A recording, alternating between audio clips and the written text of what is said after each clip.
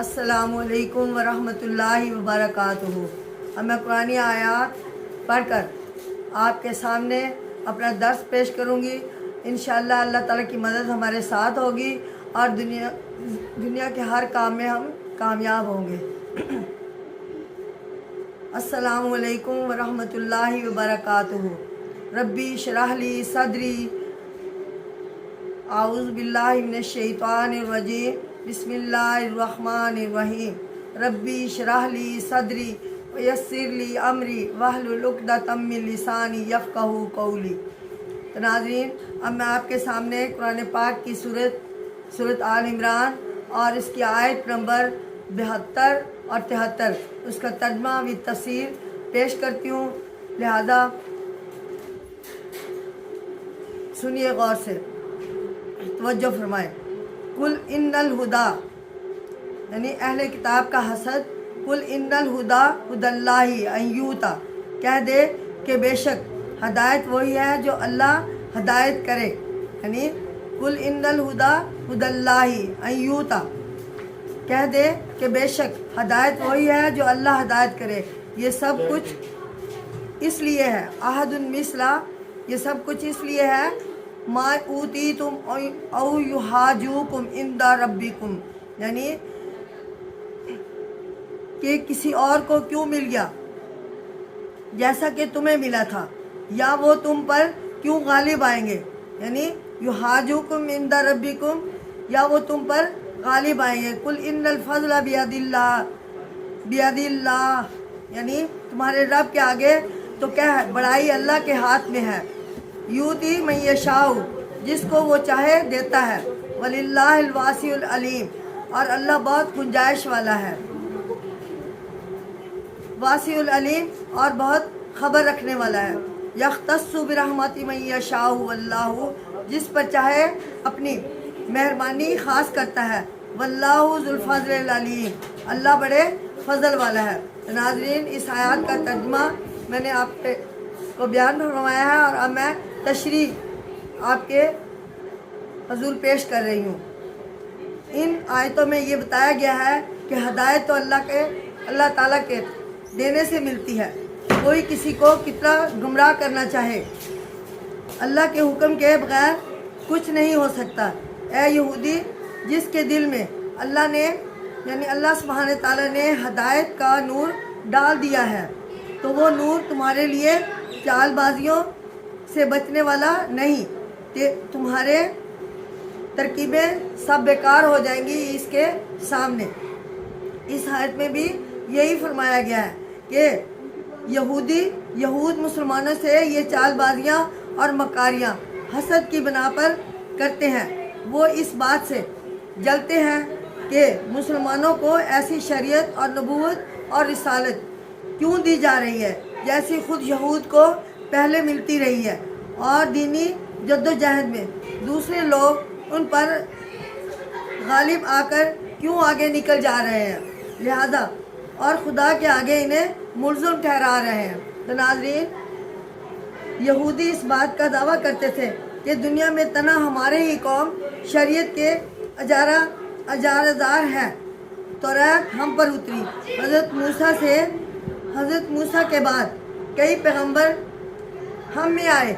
تو ناظرین، پھر عرب کے ان پڑھ لوگوں کو اس فضل کمال سے کیا واسطہ، ان میں سے نبی کیوں پیدا ہوئے، لیکن ظاہر ہے کہ ان کے اس حسد سے تورات کی وہ پیشن گوئیاں تو غلط نہیں ہو سکتی تھی جن میں بتایا گیا تھا کہ اللہ تعالیٰ بنی اسرائیل کے بھائیوں اپنے اسماعیل، یعنی اسماعیل میں سے ایک موسیٰ جیسا ہی نبی اٹھائے گا، اپنا کلام اور قرآن مجید اس کے منہ میں ڈالے گا، یعنی اسے پڑھنا سکھائے گا، چنانچہ اس پر نازل فرمائے گا۔ چنانچہ بنی اسماعیل کو یہ دولت ملی اور وہ علم و فضل اور مذہبی جدوجہد کے بعد میدان میں نہ صرف بنی اسرائیل بلکہ دنیا کے تمام اقوام سے آگے بڑھ گئے۔ تو ناظرین، اس کے بعد بتایا گیا کہ اللہ تعالیٰ وسیع علم فضل والا ہے، اس کے خزانوں میں کمی نہیں ہے، اور اس کو خبر ہے کہ کسے کیا بڑائی ملنی ہے، کیا بڑائی ملنی چاہیے۔ نبوت، شریعت اور دین اور ایمان اور ہر قسم کی فضیلتوں کا تقسیم کرنا اسی کے ہاتھ میں ہے، جس وقت جسے مناسب سمجھے وہ عطا کر دے۔ ناظرین، میں آپ کے سامنے قرآن پاک کی سورۃ آل عمران اور اس کی آیت نمبر 75 اور 76 جس کا ترجمہ بھی تفسیر بیان کر رہی ہوں، ملاحظہ فرمائیں، جس کا عنوان ہے خائن اہل کتاب، یعنی ومن اہل، ترجمہ کچھ ایسے ہے، ومن اہل الکتاب من ان تامنہ بقنطار، اور اہل کتاب میں بعض وہ ہیں کہ اگر تو ان کے پاس ڈھیر مال ایمانت، یؤدیہ الیک، مال ایمانت رکھے تو تجھے ادا کر دیں گے۔ ومنہم من ان تامنہ، اور ان میں بعض ایسے ہیں کہ اگر تو ان کے پاس بدینار لا یؤدیہ الیک، اگر تو ان کے پاس 1 اشرفی ایمانت رکھے تو تجھ کو ادا نہ کریں گے، الا ما دمت الیہ قائما، جب تک کہ تو ان کے سر پر کھڑا نہ رہے، یعنی علیہ قائما، جب تک تو ان کے سر پر کھڑا نہ رہے۔ ذالک بانہم قالوا لیسا، یہ اس واسطے کہ انہوں نے کہہ رکھا ہے، قالوا لیسا علینا فی الامیین، انہوں نے کہہ رکھا ہے کہ ہم پر امی لوگوں کے حق مارنے میں کچھ گناہ نہیں۔ وَيَقُولُونَ عَلَى اللَّهِ الْكَاذِبَ، اور اللہ پر جھوٹ بولتے ہیں۔ وَهُمْ يَعْلَمُونَ، اور وہ جانتے ہیں۔ بَلَا مَنْ أُوفَى، کیوں نہیں، جو کوئی اپنا بِعَہْدِهِ، جو کوئی اپنا اقرار پورا کرے۔ وَاتَّقَىٰ وَإِنَّ اللَّهَ يُحِبُّ الْمُتَّقِينَ، وہ پرہیزگار ہو تو اللہ کو پرہیزگاروں سے محبت ہے۔ ناظرین، ان آیات کی تفسیر کچھ ایسے ہے، اہل کتاب کی دینی خیانت کے ساتھ دنیاوی خیانت کا بھی ذکر آ گیا ہے۔ بھلا جو لوگ 4 پیسہ پر نیت خراب کر لیں اور ایمانداری نہ برت سکیں، ان سے کیسے یہ امید ہو سکتی ہے کہ کسی دینی معاملے میں ایمانداری برتیں گے؟ تو ان میں بہت سے ایسے ہیں جن کے پاس زیادہ تو کیا 1 اشرفی بھی ایمانت رکھی جائے تو تھوڑی دیر بعد مکر جائیں گے، اور جب تک کوئی تقاضا کرے، تقاضا کے لیے ہر وقت اس کے سر پر کھڑا نہ رہے، وہ ایمانت ادا نہ کریں گے۔ تو ناظرین، بے شک ان میں سب کا حال ایک جیسا نہیں، بعض ایسے بھی ہیں جن کے پاس اگر سونے کا ڈھیر بھی رکھ دیا جائے تو ایک رتی خیانت نہ کریں گے۔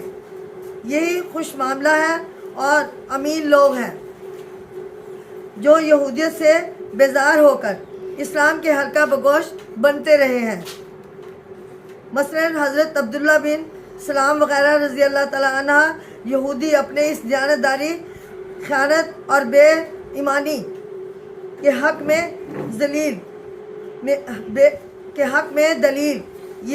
یہ دیتے ہیں کہ عرب کے امی جو ہمارے مذہب پر نہیں ہے، ان کا مال جس طرح بھی ملے روا ہے، غیر مذہب والوں کی امانت میں خیانت کی جائے تو کچھ گناہ نہیں۔ تو ناظرین، یہ ان کا خیال غلط تھا، خصوصاً وہ عرب جو اپنا آبائی دین چھوڑ کر مسلمان بن گئے، حالانکہ اللہ تعالیٰ نے انہیں کوئی ایسا حق نہیں بخشا تھا۔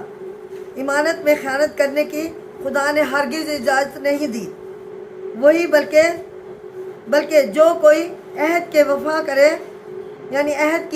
کرے، ایمانت کو پورا کرے، خدا سے ڈر کر رہے، مذموم اخلاق سے پرہیز کرے، وہی خدا کو پسند ہے۔ تو ناظرین، اب میں آپ کے سامنے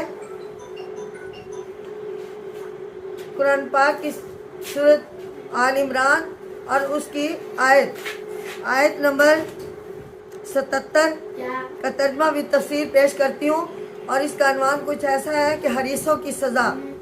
ان الذین یشترون بعہد اللہ و ایمانہم، جو لوگ مول لیتے ہیں اللہ کے اقرار اور اپنی قسموں پر۔ اب میں آپ کے سامنے قرآن پاک کی سورۃ آل عمران اور اس کی آیت نمبر 77 اس کا ترجمہ بھی تفسیر بیان کرتی ہوں، جس کا عنوان کچھ ایسے ہے: حریصوں کی سزا۔ تو ناظرین، ترجمہ اور تفسیر آپ کے سامنے ہے۔ ان الذین یشترون بعہد اللہ ایمانہم، جو لوگ مول لیتے ہیں اللہ کے اقرار اور اپنی قسموں پر، ثمناً قلیلا، تھوڑا سا مال، اولئک لا خلاق لہم فی الآخرۃ، اور ان کا کوئی حصہ نہیں آخرت میں، ولا یکلمہم اللہ، اور نہ اللہ ان سے بات کرے گا، ولا ینظر الیہم یوم القیامہ، اللہ ان سے بات کرے گا اور نہ ان کی طرف قیامت کے دن نگاہ کرے گا، الیہم یوم القیامہ، ولا یزکیہم ولہم عذاب علیم، اور نہ انہیں پاک کرے گا اور لہم عذاب علیم، اور نہ ان کے واسطے دردناک عذاب ہے۔ تو ناظرین، اس آیات کی تفسیر کچھ ایسے ہے کہ ان آیات میں اللہ تعالیٰ نے اپنے اپنا عام قانون بیان فرمایا ہے، اور خیانت کرنے والوں کے لیے جو سزا مقرر کر رکھی ہے، اس سے بیان کیا ہے کہ یعنی جو لوگ دنیا کے حقیر اور تھوڑی سی دولت کے بدلے اپنی قسموں کو توڑ دیتے ہیں، اللہ کو جو گواہ کیا۔ اس آیت میں یہ بھی واضح کر دیا ہے کہ یہودی مسلمانوں سے چال بازیاں اور مکاریاں حسد کی بنا پر کرتے ہیں۔ وہ اس بات سے جلتے ہیں کہ مسلمانوں کو ایسی شریعت اور نبوت اور رسالت کیوں دی جا رہی ہے جیسی خود یہود کو پہلے ملتی رہی، اور دینی جدوجہد میں دوسرے لوگوں پر غالب آ کر آگے نکلے جا رہے ہیں، اور خدا کے آگے انہیں ملزم ٹھہرا رہے ہیں۔ تو ناظرین، یہ خائن کے بارے میں نے آپ کو بتایا کہ وَمِنْ أَهْلِ الْكِتَابِ مَنْ إِنْ تَأْمَنْهُ بِقِنْطَارٍ، اور اہل کتاب میں بعض وہ ہیں اگر تو ان کے پاس ڈھیریاں، تُؤَدِّيهِ إِلَيْكَ وَمِنْهُ مَنْ إِنْ تَأْمَنْهُ، امانت رکھے تو تجھے ادا کر دیں گے، اور ان میں بعض ایسے ہیں اگر تو ان کے پاس 1 دینار اشرفی امانت رکھے تو تجھ کو ادا نہ کریں گے۔ تو ان آیات کی تفسیر کچھ ایسے ہیں کہ ان میں بہت سے ایسے ہیں جن کے پاس زیادہ تو کیا 1 اشرفی بھی امانت رکھی جائے تو تھوڑی دیر بعد مکر جاتے ہیں، اور جب تک کوئی تقاضا کے لیے ہر وقت ان کے سر پر کھڑا نہ رہے تو وہ امانت ادا نہیں کرتے۔ تو ناظرین، اب میں آپ کے سامنے جو ہے سورۃ آل عمران کی آیت نمبر 77 جس کا ترجمہ میں نے پیش کر دیا تھا اور تفسیر بیان کر رہی ہوں۔ اس آیت میں اللہ تعالیٰ نے اپنے عام قانون بیان فرمایا ہے، اور اپنی خیانت کرنے والوں کے لیے جو سزا مقرر کر رکھی ہے اسے بیان کیا ہے۔ یعنی جو لوگ دنیا کے حقیر اور تھوڑی سی دولت کے بدلے اپنی قسموں کو توڑ لیتے ہیں، اور اللہ کو جو گواہ کیا تھا وہ امانت واپس کر دیں گے، اور اس کے خلاف ورزی کرتے ہیں، باہمی معاملات کو درست نہیں رکھتے، اور خدا سے جو قول و اقرار کیا تھا اس پر قائم نہیں رہتے، بلکہ جاہ و جلال کی حرص میں شرعی احکاموں کو بدل دیتے ہیں، آسمانی کتابوں میں تبدیلی کر دیتے ہیں، اور ان کا انجام بہت برا ہوگا۔ تو ناظرین، انہیں آخرت میں کچھ حصہ نہیں ملے گا۔ نمبر 2، قیامت کے روز اللہ تعالیٰ ان سے بات نہ کرے گا۔ نمبر 3، خداوند تعالیٰ اس دن ان کی طرف رحمت کی نظر بھی نہیں کرے گا۔ نمبر 4، انہیں گناہوں سے پاک نہیں کرے گا۔ نمبر 5، ان کے لیے دردناک عذاب ہوگا۔ تو ناظرین، یہودیوں سے اللہ تعالیٰ نے وعدہ لیا تھا اور انہیں قسمیں دی تھی کہ نبی کے مددگار وہ ہوں گے، لیکن وہ دنیاوی اغراض کے لیے اپنے عہد سے پھر گئے اور انہیں یہ سزا دی گئی۔ ان آیات سے یہ سبق حاصل ہوتا ہے کہ جو شخص بھی دنیاوی لالچ اور تھوڑے سے مال اور متاع کے لیے ایمانت میں خیانت کرتا ہے، ایمانداری سے دور ہٹ جاتا ہے، عہد کو توڑتا ہے، وعدے کی خلاف ورزی کرتا ہے اللہ کی قسموں کو توڑتا ہے اس کا وہی حشر ہوگا جو اوپر بیان کیا گیا ہے۔ اس کے بارے میں یہ بھی سمجھا جائے کہ اس نے اپنی کوششوں کا پھل دنیا میں ہی حاصل کر لیا اور دنیا میں دنیاوی اشیاء کی صورت میں حاصل کر لیا۔ قیامت کی نعمتوں سے اسے محروم رکھا جائے گا۔ اب سے بڑی نعمت جو اسے نہیں ملے گی اور یہ کہ اللہ تعالیٰ اس سے قیامت کے دن کلام بھی نہیں کرے گا۔ تو ناظرین، اب میں آپ کے سامنے قرآن پاک کی سورۃ آل عمران اور اس کی آیت نمبر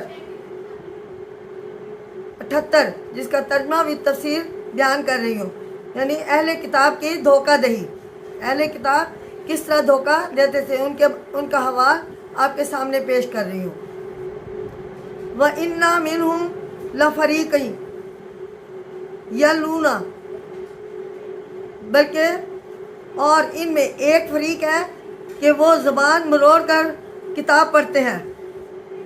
أَلْسِنَتَهُمْ بِالْكِتَابِ، یعنی اللہ تعالیٰ کی کتاب کو پڑھتے ہیں۔ لِتَحْسَبُوهُ مِنَ الْكِتَابِ، تاکہ تم جانو کہ وہ کتاب میں ہے۔ وَمَا هُوَ مِنَ الْكِتَابِ، حالانکہ وہ کتاب میں نہیں ہے۔ وَيَقُولُونَ هُوَ مِنْ عِنْدِ اللَّهِ، کتاب میں وہ کہتے ہیں وہ اللہ نے کہا ہے۔ وَمَا هُوَ مِنْ عِنْدِ اللَّهِ، حالانکہ وہ اللہ کا کہا نہیں ہے۔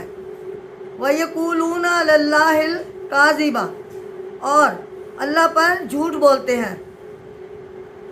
وَهُمْ يَعْلَمُونَ، جان کر یعنی جان بوجھ کر وہ اللہ پر جھوٹے باتیں کرتے ہیں۔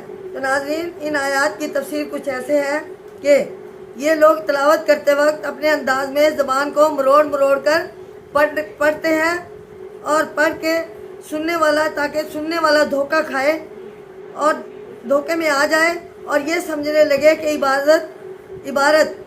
عبارت بھی آسمانی کتاب کا حصہ ہے۔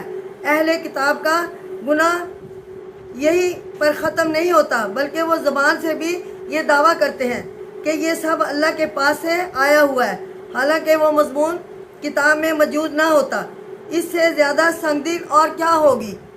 یہ لوگ اللہ تعالیٰ کی طرف غلط بیانات منسوب کرتے ہیں، حالانکہ وہ جانتے ہیں یہ بیان وہ اپنی طرف سے ساتھ ملا رہے ہیں اور یہ خدا کی طرف سے نہیں ہے۔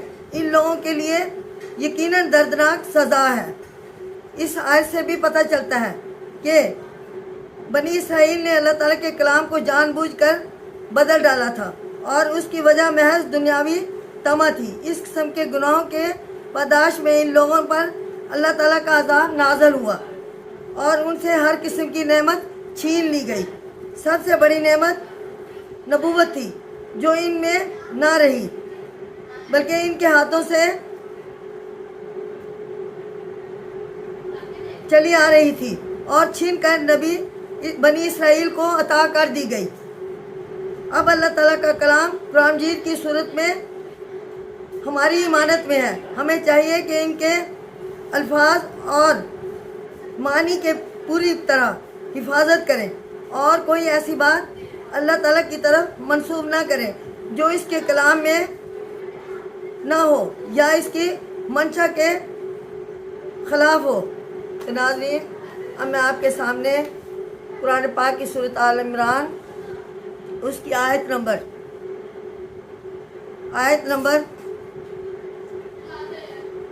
69 اور 80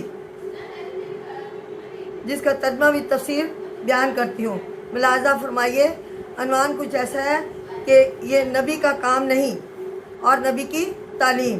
ما کان لبشری ان یؤتیہ اللہ الکتاب، کسی بشر کا کام نہیں کہ اللہ اسے کتاب اور حکمت اور نبوت دے۔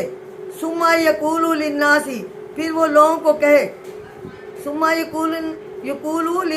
پھر وہ لوگوں کو کہے کہ کونوا عباد لی من دون اللہ، کہ تم میرے بندے ہو جاؤ اللہ کو چھوڑ کر۔ نعوذ باللہ۔ تو ناظرین، اگر کسی شخص کو ایک ذمہ داری کے عہدے پر مامور کرتی ہے تو پہلے 2 باتیں سوچ لینی چاہیے.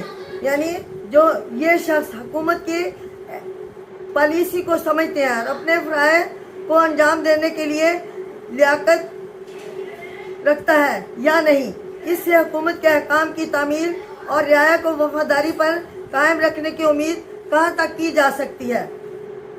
تو ناظرین، اس سے حکومت کے احکام کی تعمیل اور رعایا کو وفاداری پر قائم رکھنے کی امید بھی نہیں رہتی. کوئی ایسا بادشاہ ایسے آدمی کو نائب اور سلطنت یا سفیر مقرر نہیں کر سکتا جس کی نسبت حکومت کے خلاف بغاوت پھسلانے کا ادنا سا شعبہ ہو. اس مثال سے یہ بات واضح سمجھ میں آتی ہے کہ جب دنیاوی حکومتیں اتنی احتیاط کرتی ہیں تو اللہ تعالیٰ جس کا علم کامل ہے وہ کیسے اس آدمی کو پیغمبر بنا کر بھیجے گا جو اس کی بغاوت کرے اور اللہ تعالیٰ کو معبود بنانے کے بجائے اپنے بندگی کرنے لگے. تو اس آیت سے یہ عیسائیوں کے اس عقیدے کی تردید ہوتی ہے کہ مسیح علیہ السلام نے اپنے آپ کو اللہ کا بیٹا کہلایا اور اپنے آپ کو اس کی خدائی پر شریک ٹھہرایا یا اپنے آپ کو سجدہ کرایا. بھلا ایسی کھلی غلطی اللہ کے نبی اور رسول کیسے کر سکتے ہیں؟ یہ سراسر ان کا ایک الزام تھا. تو نبی کی تعلیم میں کچھ اس طرح بتایا گیا ہے کہ وَلَٰكِن لَا كُونُوا رَبَّانِينَ بِمَا كُنتُم، لیکن تم اللہ والے ہو جاؤ جیسے کہ تم تُعَلِّمُونَ الْكِتَابَ وَبِمَا كُنتُم تَدْرُسُونَ، کتاب سکھاتے تھے اور جیسے تم اسے آپ بھی پڑھتے تھے. وَلَا يَأْمُرَكُمْ أَن تَتَّخِذُوا الْكِتَابَ أَن تَتَّخِذُوا الْمَلَائِكَةَ، اور تمہیں یہ نہ کہہ کے ٹھہرا لو فرشتوں اور نبیوں اربابن اور نبیوں کو رب. کیا تمہیں کفر ایامروکم بالکفر، کیا تمہیں کفر سکھائے گا بعد از انتم مسلمون، اس کے بعد کہ تم مسلمان ہو چکے ہو. تو ناظرین، ان آیات کی تفسیر کچھ ایسے ہے کہ اس آیت میں اس بات کی مزید تائید کی گئی ہے جو پچھلے سبق میں بیان کی گئی تھی. یعنی ایک نبی جس پر اللہ تعالیٰ اس قدر رحمت کرتا ہے اسے نبوت کے درجہ تک پہنچا دیتا ہے. کیسے کبھی ایسا نہیں کر سکتا کہ لوگوں سے اللہ کی بندگی چھڑا کر اپنی بندگی کرائے گے، بلکہ وہ تو لوگوں کو کفر و شرک سے نکال کر اسلام میں لاتا ہے. اس کے بعد کفر کی تعلیم کیسے دے سکتا ہے؟ تو ناظرین، پیغمبر اسلام صلی اللہ علیہ وسلم تو یہودیوں سے یہی کہیں گے کہ اے کتاب، تم میں جو پہلے دیانتداری تھی، کتاب پڑھنے اور سکھانے کا رواج تھا، وہ باقی نہیں رہا. تم اب میرا ساتھ دو اور وہی پہلا کمال حاصل کر لو. دوبارہ عالم، حکیم، فقہ، عارف، متقی اور خدا پرست بن جاؤ. اور یہ بات آپ قرآن کریم پڑھنے، پڑھانے اور سیکھنے سکھانے سے حاصل ہو سکتی ہے. اللہ تعالیٰ کا بھیجا ہوا نبی لوگوں کو یہ تعلیم بھی نہیں دے سکتا کہ فرشتوں یا نبیوں کو رب بنا لو، جیسے عیسائیوں نے حضرت مسیح اور جبرائیل علیہ السلام اور ایک فرقہ نے حضرت عزیز علیہ السلام کو اور بعض مشرکین نے فرشتوں کو ٹھہرا رکھا ہے. اللہ تعالیٰ نے بیان فرمایا ہے کہ یہ کیسے ہو سکتا ہے کہ ایک نبی جو ابتدا میں لوگوں کو ربانی، اللہ والا اور مسلم اور موجد بنانے کی کوشش کرے اور جب لوگ قبول کر لیں تو انہیں شرک و کفر کی طرف لے جا کر اپنی ساری محنت اور کمائی اپنے ہاتھ سے برباد کر دے. اس طرح اللہ تعالیٰ نے نبیوں کی معصومیت اور بے گناہوں کو کھول کر واضح کر دیا ہے. وہ تمام بہتان روا کر دیے جو عیسائیوں نے نبیوں پر لگا رکھے تھے. تو ناظرین، اب ہمارا درس اختتام کو پہنچا.